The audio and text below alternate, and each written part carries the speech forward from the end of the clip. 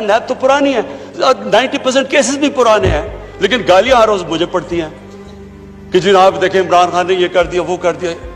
देखिए स्पीकर साहब, मैं चाहता हूं कि हमारी पार्लियामेंट चले। आपको पता है सुप्रीम कोर्ट ने मेरे से पूछा कि जनाब आप बताएं, साबित करें कि आपने बीवी को पैसे वापस किए थे। वो बीवी ने ईमेल दे रही है कि हाँ इसने पैसे वापस किए थे। उन्होंने कहा नहीं सबूत दो। ये कभी हुआ ही नहीं है ऐसे कि वो बीवी कह रही है पैसे, वो कहते नहीं।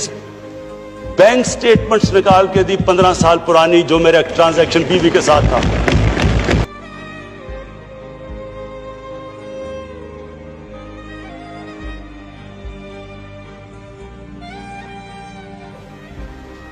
स्पीकर साहब, मेरा कोई किसी से लड़ाई नहीं है।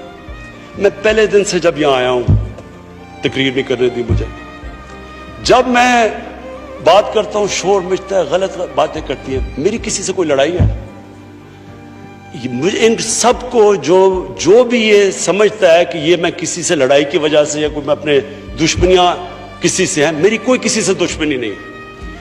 मैं आज आपके सामने कह रहा हूं कि अगर पाकिस्तान के अंदर, हमारे मुल्क में अगर सही माने में अकाउंटेबिलिटी प्रोसेस ना चला, हम किसी सूरत इतना पैसा नहीं इकट्ठा कर सकते अपने बच्चों को तालीम देने के लिए, सेहत उनके इलाज करने के लिए, अस्पताल ठीक करने के लिए।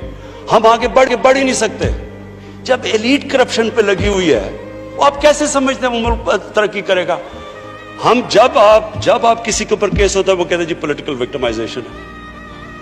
मुझे ये बताएं कि मेरे ऊपर पॉलिटिकल विक्टिमाइजेशन नहीं थी।